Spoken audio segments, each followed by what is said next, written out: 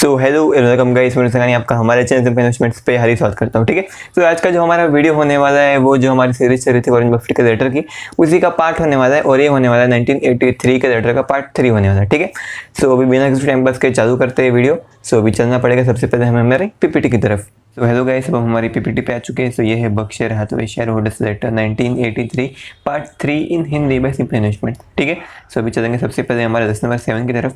सो ये जो 10 नंबर 7 है उसमें वॉरेन बफेट जी कहते हैं, वे कहते हैं disproportionate number of the great business fortunes built upon during the inflationary years arose from the ownership of operations that combined intangible assets of lasting value with relatively or minor requirements for tangible assets. During inflation, goodwill is a gift that keeps on giving. तो यहाँ पे Warren Buffett जी basically goodwill की बात करते हैं और वे कहते हैं कि गुडविल एक बहुत अच्छी चीज़ होती है। और बेसिकली गुडविल का जो मीनिंग जो हमें बताया जाता है या फिर इन्वेस्टिंग स्टैंडर्ड के हिसाब से हमें बताया जाता है वैसा बिल्कुल भी नहीं होता है, उससे एकदम अलग होता है। सो बेसिकली गुडविल बहुत ज़्यादा इंपॉर्टेंट होता है वैल्यूएशंस के लिए भी और साथ ही साथ किसी भी बिजनेस की क्वालिटी को एनालाइज करने के लिए भी। सो इसलिए आपको बेसिकली गुडविल के बारे में अच्छे से पता होना चाहिए। ठीक है, सो बेसिकली गुडविल की इंपॉर्टेंस क्या होती है, उसको कैसे इस्तेमाल किया जाता है और बेसिकली कैसे पहचाना जाता है, वो सब बेसिकली हम आपको इस वीडियो में और बेसिकली इसका जो नेक्स्ट पार्ट होने वाला वीडियो का उसमें बताने वाले हैं। ठीक है, सो अभी चलेंगे सबसे पहले हमारे कैमरे की तरफ। ठीक है, सो ये जो 10 नंबर 7 है उसमें वॉरेन बफेट जी कहते हैं, वे कहते हैं कि जो ये जो हाई इन्फ्लेशनरी जो टाइम होता है, यानी ऐसा टाइम जब जो इन्फ्लेशन है वो बहुत ज़्यादा बढ़ जाता है, तब मेनली जो ग्रेट बिजनेसेस होते हैं वो उभर के आते हैं या फिर वो जो ग्रेट बिजनेसेस है वो तभी पैदा होते हैं। यानी कोई कोई बिजनेसेस होते हैं जो पहले से ग्रेट नहीं होते हैं, लेकिन वो जब इन्फ्लेशनरी पीरियड में आते हैं तभी वो ग्रेट बनते हैं। ठीक है, सो यहाँ पे वॉरेन बफेट जी कहना चाहते हैं कि ऐसे बिजनेसेस जो ग्रेट बिजनेसेस होते हैं और जो इन्फ्लेशन वाले पीरियड में टिक पाते हैं, वो इन्फ्लेशन वाला पीरियड खत्म होने के बाद बहुत ज़्यादा अच्छा परफॉर्म करते हैं। और बेसिकली उसका वो रीज़न बताते हैं, यहाँ पे वो इसका रीज़न बताते हैं। वे बताते हैं कि उनके जो मेन ऑपरेशंस होते हैं, यानी उनका जो मेन काम होता है, जैसे अगर मैं एक मैन्युफैक्चरिंग कंपनी हूँ तो मेरा जो मेन काम है वो है मैन्युफैक्चरिंग। जैसे अगर मैं एक रिफाइनिंग कंपनी हूँ तो बेसिकली मेरा जो मेन काम है वो है पेट्रोल या फिर किसी और चीज़ की रिफाइनिंग। ठीक है, तो बेसिकली वो जो बिजनेसेस होते हैं, जो ग्रेट बिजनेसेस होते हैं, उनका जो मेन ऑपरेशंस होते हैं, उन ऑपरेशंस को करने के लिए उनको टेंजिबल एसेट के साथ साथ इनटेंजिबल एसेट की भी ज़रूरत पड़ती है। यानी बेसिकली उनको बहुत कम टेंजिबल एसेट की ज़रूरत पड़ती है, लेकिन जो इनटेंजिबल एसेट है उनकी वो बहुत ज़्यादा ज़रूरत पड़ती है। सो अब ये टेंजिबल एसेट क्या होता है और इनटेंजिबल एसेट क्या होता है? जो टेंजिबल एसेट होते हैं उनका मतलब यह है कि ऐसे एसेट जिसको आप छू सकते हो या फिर जिसको आप फील कर सकते हो या फिर जिसको आप देख सकते हो। यानी बेसिकली अगर हम देखेंगे सो कोई भी लैंड, कोई भी प्रॉपर्टी या फिर कोई भी बिल्डिंग या फिर कोई भी मशीनरी, वो आता है टेंजिबल एसेट में। और ये जो इनटेंजिबल एसेट होते हैं ये ऐसे एसेट होते हैं जिनको आप बेसिकली देख नहीं सकते हो, जिनको आप बेसिकली फील नहीं कर सकते हो, लेकिन वो बेसिकली ऐसे एसेट होते हैं। ठीक है, सो मीन्स बहुत सारी कंपनियों में जो इंटेंजिबल एसेट है वो बहुत अजीब अजीब होते हैं। जैसे मैंने एक कंपनी के बारे में सुना था, वो खिलौने या फिर ऐसी कोई चीज़ बनाती थी जिसका जो इंटेंजिबल एसेट था वो एक गाना था। ठीक है, मीन्स आपको लगता है कि मीन्स ये गाना कैसे हो सकता है, लेकिन मीन्स वो लोग बनाते हैं। और कुछ कुछ कंपनियों के जो इंटेंजिबल एसेट होते हैं वो बहुत ज़्यादा वैल्यूएबल भी होते हैं। जैसे अगर हम यहाँ पे बात करेंगे नेस्ले की, सो नेस्ले का जो इंटेंजिबल एसेट है वो है मैगी। ये नाम, ये ट्रेडमार्क बेसिकली ये बहुत ज़्यादा इंपॉर्टेंट है, ये उसके लिए बेसिकली बहुत ज़्यादा वैल्यूएबल है। जैसे अगर मीन्स वो किसी भी अच्छी चीज़ के पीछे, अपने किसी भी अच्छे प्रोडक्ट के आगे मैगी लगा देती है या फिर उसके आगे या पीछे मैगी लगा देते हैं, सो बेसिकली वो जो चीज़ है वो निकल पड़ती है, उसकी जो सेल्स है वो बढ़ने लग जाती है, फिर बेसिकली लोग वो चीज़ खरीदने लग जाते हैं। जैसे अगर हम यहाँ पे बात करेंगे सो मैगी पास्ता, देन मैगी मसाला मैजिक, देन यहाँ पे हम बात करेंगे यहाँ पे मैगी जो केचप आता है उसकी। सो बेसिकली ये सब जो मैगी जो नाम है बेसिकली नेस्ले के लिए, वो एक बहुत इंपॉर्टेंट एसेट बन चुका है। यानी बेसिकली अब आप बोलोगे कि कोई और कंपनी भी तो अपना जो अगर कोई अच्छा प्रोडक्ट बनाएगी तो वो आगे बढ़ सकते हैं, उसकी सेल्स बढ़ सकती है, लोग उसको खरीदना चालू करेंगे। लेकिन यहाँ पे समझिए आपके पास दो ऑप्शन है। आपके पास जो पहला ऑप्शन है वो है मैगी कंपनी का पास्ता, यानी मैगी पास्ता। जो दूसरा ऑप्शन है वो किसी ऐरी गैरी कंपनी का पास्ता। अभी आपने पहली बार कोई भी पास्ता नहीं खाया, दोनों पास्ता पहली बार ही खाओगे अगर आपने किसी को भी चूज़ किया। सो आप क्या चूज़ करोगे? मेनली आप मैगी पास्ता चूज करोगे। देन अगर वो पास्ता आपने खाया और अगर आपको बेकार लगा फिर आप दूसरे पास्ता पे स्विच करोगे। लेकिन अगर आपने वो पास्ता खाया और आपको अच्छा लगा तो बेसिकली आप दूसरे पास्ता पे स्विच नहीं करोगे, आप हर बार मैगी का पास्ता ही खाओगे। ठीक है, सो बेसिकली ऐसे ही टाइम पे जो ये नाम है वो बहुत काम आता है। जैसे अगर हम जो कस्टमर लोग हैं, अगर हम मैगी का पास्ता डिमांड करेंगे, अगर हम जो बेसिकली मैगी कोई अच्छे प्रोडक्ट के साथ नाम लगा देते हैं, सो बेसिकली वो जो प्रोडक्ट है वो अच्छा भी है और उसके नाम में मैगी भी आता है, सो बेसिकली हम उसी की डिमांड करेंगे। सो अगर हम मैगी के पास्ता की डिमांड करेंगे सो जो दुकान वाले भैया है वो भी मैगी के पास्ता ही रखेंगे, वो लोग एरी गरी कंपनी के पास्ता नहीं रखेंगे। वो दुकान वाले भी सोचेंगे कि बेकार में अपने जो इन्वेस्टमेंट है वो क्यों बढ़ाए, लोग अगर मैगी का पास्ता ही खरीदते हैं तो बेसिकली हमें उसको ही रखना चाहिए। जिसके वजह से बाकी की जो दूसरी कंपनी है वो कितना भी अच्छा पास्ता बनाती क्यों ना हो, जब तक वो बहुत ज़्यादा अच्छी मार्केटिंग नहीं करती, यानी बेसिकली बहुत ज़्यादा पैसा मार्केटिंग एड्स ये सब चीज़ों पे खर्च नहीं करती, तब तक उसका पास्ता कोई खरीदेगा नहीं। और बेसिकली अगर कोई खरीदेगा नहीं तो बेसिकली दुकान वाले रखने से भी मना करेंगे, जिसके वजह से बहुत कम लोग खरीदेंगे, जिसके वजह से वापस दुकान वाले रखना से मना कर देंगे और ये जो साइकिल है वो चलती रहेगी और बेसिकली उसकी सेल्स इतनी बढ़ नहीं पाएगी। लेकिन ये जो मैगी का जो इतना बड़ा नाम है नेस्ले के पास, उसके वजह से उसके हर एक प्रोडक्ट जो अच्छा होता है उसके पीछे अगर वो लोग मैगी लगा देते तो उसकी जो सेल्स है वो निकल पड़ती है। ठीक है, ऐसे अगर हम यहाँ पे बात करेंगे एप्पल, तो एप्पल कोई भी प्रोडक्ट बनाता है तो बेसिकली वो इंश्योर करता है कि वो प्रोडक्ट अच्छा बनाता है, मीन्स उसकी डिजाइन अच्छी होनी चाहिए और बेसिकली वो लोग उसके आगे एप्पल का नाम लगाते हैं, जिसकी वजह से उसकी सेल्स भी निकल पड़ती है।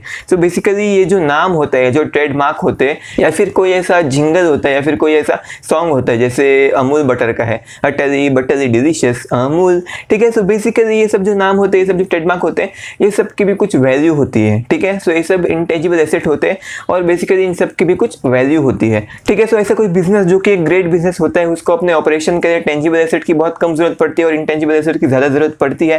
सो ये बात लाजमी है कि वो अच्छा खासा अर्निंग्स कमाएगा, यानी उसकी जो अर्निंग्स है वो बढ़ने वाली है, यानी उसकी जो अर्निंग्स है वो नॉर्मली अच्छी खासी होती है और आगे भी बढ़ने वाली है, जिसकी वजह से वो जो अर्निंग्स है उसका इस्तेमाल करके वो और भी बहुत सारे अच्छे अच्छे ग्रेट बिजनेसेस खरीद सकता है, एक्विजिशंस कर सकता है, जिसकी वजह से उसकी अर्निंग्स वापस से बढ़ती रहने वाली, जिससे और बिजनेस खरीद सकता है, जिससे उसकी अर्निंग जो है वो और बढ़ेगी और वो और बिजनेस खरीद सकता है और ये साइकिल चलती रहेगी जब तक वो बिजनेस बर्कशायर हाथवे जितना बड़ा नहीं बन जाता।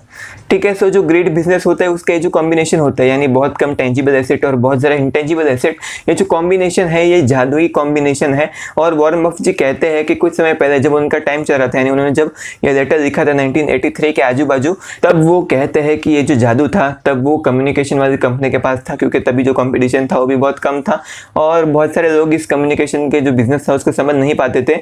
और अगर हम आज इंडिया में देखेंगे तो ये जो जादू है, यानी ये एकदम परफेक्ट कॉम्बिनेशन जिसमें हमें टेंजिबल एसेट बहुत कम जरूरत पड़ती है और इनटेंजिबल एसेट की बहुत जरूरत पड़ती है, वो है आईटी कंपनियों के पास। ठीक है, सो उनको टेंजिबल एसेट की बहुत कम जरूरत पड़ती है, उनको बेसिकली अपनी ऑफिस स्पेस की जरूरत नहीं पड़ती, वो लोग ऑफिस स्पेस को भाड़े पे दे सकते हैं, उनको बस बेसिकली कुछ कंप्यूटर्स की जरूरत पड़ती है। ठीक है, सो लोग यहाँ पे बेसिकली सिर्फ कुछ कंप्यूटर्स खरीद लेंगे, कुछ चेयर्स खरीदेंगे, कुछ बोर्ड डेस्क ये सब चीज़ें खरीदेंगे। उनका जो टेंजिबल एसेट है वो बहुत कम है, लेकिन जो उनके इनटेंजिबल एसेट है, यानी जब बंदे उन खुर्ची पे बैठ के कंप्यूटर यूज़ करके कोई एक सॉफ्टवेयर बनाएंगे और वो लोग उस सॉफ्टवेयर को पेटेंट करवाएंगे, देन वो जो पूरा सॉफ्टवेयर है वो उनका इंटेंजिबल एसेट बन जाता है। देन वो लोग इस सॉफ्टवेयर को, अभी सॉफ्टवेयर एक बार में बन चुका है, लेकिन अब ये जो एक सॉफ्टवेयर है उसको वो लोग बहुत सारे अलग अलग लोगों को बेचेंगे, जिससे उनका जो इंटेंजिबल एसेट है वो बहुत ज़्यादा वैल्यूएबल बन जाता है और वो उनकी कंपनी की जो अर्निंग्स है वो बहुत ज़्यादा बढ़ा देते हैं। ठीक है, सो बेसिकली इसलिए जो आईटी जो कंपनी है, जो पूरा सेक्टर है, वो यहाँ पे एकदम जादुई सेक्टर है, जादुई कंपनियाँ होती है आईटी, जिनके पास ये जो जादू वाले जो तरीके होते हैं वो होते हैं। ठीक है, सो वॉरेन बफेट जी बेसिकली इसी चीज़ की बात करते हैं और वे आगे कहते हैं कि ये जो इन्फ्लेशन वाला जब पीरियड होता है तब ये जो गुडविल होता है, ये गुडविल बेसिकली एक बहुत अच्छे इंस्ट्रूमेंट का काम करता है, यानी बेसिकली गुडविल एक बहुत अच्छे गिफ्ट का काम करती है। यानी बेसिकली अगर आपकी कंपनी है उसमें अच्छी खासी गुडविल है तो वो एक बहुत गिफ्ट का काम करेगी और वो बहुत ज़्यादा पैसे देती रहेगी, यानी वो जो गुडविल है वो बहुत अच्छी खासी रिटर्न जनरेट करने वाली है। सो अभी गुडविल क्या होता है, सो अभी गुडविल को समझेंगे हम अगले लेसन में। ठीक है, सो अभी ये लेसन यहीं पे खत्म होता है, आपको समझा रहेगा। सो अभी चलेंगे नेक्स्ट लेसन की तरफ। ठीक है, सो मेरे हिसाब से आपको लेसन नंबर 7 समझ में होगा। अभी चलेंगे लेसन नंबर 8 की तरफ। सो ये जो लेसन नंबर 8 है उसमें वॉरेन बफेट जी कहते हैं, वे कहते हैं businesses logically are worth far more than net tangible assets when they can be expected to produce earnings on such assets considerably in excess of market rates of return.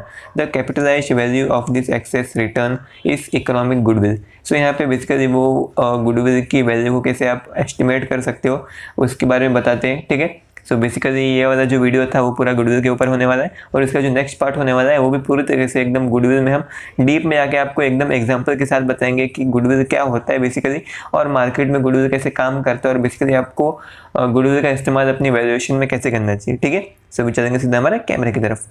सो ये जो lesson number 8 है उसमें Warren Buffett कहते हैं, वे कहते हैं basically कि जो बिजनेसेस होते हैं, ऐसे बिजनेसेस जो अपने जो इंटेंजिबल एसेट है उसके ऊपर वो लोग एक्सेस रिटर्न्स कमा पाते हैं, यानी इंटेंजिबल एसेट की मदद से वो लोग जो अपने टेंजिबल एसेट है उसके ऊपर एक्सेस रिटर्न्स कमा पाते हैं, उनकी जो वैल्यू है वो उनके नेट टेंजिबल एसेट की वैल्यू से बहुत ज़्यादा होती है। सो अभी इसका मतलब क्या होता है? इसका मतलब सिंपल भाषा में यही होता है कि ऐसा कोई बिजनेस जो अपने इंटेंजिबल एसेट से बहुत पैसा कमाता है, यानी ऐसे कोई बिजनेस जिसको अपने ऑपरेशन के लिए बहुत ज़्यादा इंटेंजिबल एसेट्स की जरूरत पड़ती है और बहुत कम टेंजिबल एसेट्स की जरूरत पड़ती है। जैसे हमने यहाँ पे एग्जांपल देखा किसी आईटी कंपनी का या फिर नेस्ले का या फिर एप्पल का बेसिकली। ठीक है, सो ऐसी कोई भी कंपनी जो अपने इंटेंजिबल एसेट की मदद से जो अपने टेंजिबल एसेट है उसके ऊपर एक्सेस रिटर्न कमा पाती है, वो कंपनियों की जो रियल वैल्यू है वो उनके नेट टेंजिबल एसेट की वैल्यू से बहुत ज़्यादा होती है। यानी जैसे अगर हम यहाँ पे बात करेंगे नेस्ले की, सो नेस्ले की जो रियल इंट्रिंसिक वैल्यू है वो उसकी बुक वैल्यू से बहुत ज़्यादा है। अगर हम यहाँ पे एप्पल की बात करेंगे, सो एप्पल की जो वैल्यू है, जो इंट्रिंसिक वैल्यू है, वो उसकी जो नेट एसेट वैल्यू यानी बेसिकली उसकी जो बुक वैल्यू है उससे बहुत ज़्यादा है।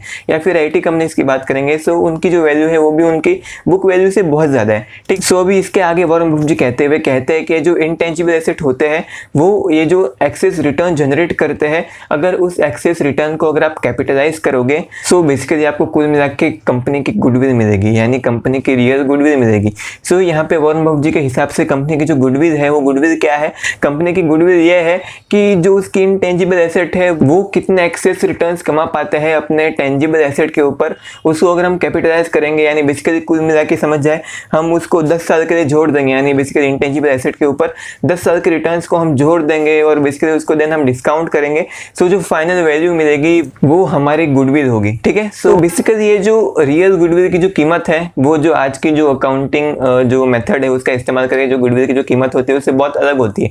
अगर आप आज के मामले में देखोगे, तो जो बैलेंस शीट में जो गुडविल होती है उसकी वैल्यू कैसे निकालते हैं? अगर समझ जाए मैंने किसी और कंपनी को एक्वायर किया और मैंने उस कंपनी को एक्वायर करके बेसिकली समझ जाए मैंने कोई लॉस इनक्वायर किया, यानी बेसिकली मैंने उस कंपनी को बहुत ज़्यादा हाई प्राइस पे एक्वायर किया, यानी बेसिकली मुझे उस कंपनी के लिए सिर्फ 80 रुपये देने चाहिए थे लेकिन मैंने 100 रुपये दे दिए। सो बेसिकली ये जो 80 रुपये और 100 रुपये का जो डिफरेंस यानी जो 20 रुपया है वो चला जाएगा कंपनी के गुडविल में, जो कि बेसिकली बहुत गलत होता है। यानी वो जो गुडविल है वो आपके जो इंट्रिंसिक वैल्यू है उसका बहुत बड़ा एक पार्ट होती है। ठीक है, जैसे जो नेस्ले है, नेस्ले की अगर हम इंट्रिंसिक वैल्यू अगर हम कैलकुलेट करेंगे, सो उसमें हमें जो मैगी ब्रांड की जो ब्रांड वैल्यू है वो हमें डालनी ही पड़ेगी, हमें कुल मिला के जो मैगी की जो गुडविल है वो डालनी ही पड़ेगी। अगर हम कोको कोला की इंट्रिंसिक वैल्यू कैलकुलेट करेंगे, सो वहाँ पे हमें जो कोको कोला का जो ब्रांड पावर है वो हमें डालना ही पड़ेगा। अगर हम आईटीसी की इंट्रिंसिक वैल्यू कैलकुलेट करेंगे, सो बेसिकली उसकी जो सिगरेट की जो कंपनी है, जो गोल्ड फ्लैग है, उसकी बेसिकली हमें वहाँ पे ब्रांड वैल्यू डालनी ही पड़ेगी। उसकी जो आशीर्वाद आटा है, उसके जो ईपी नूडल्स है,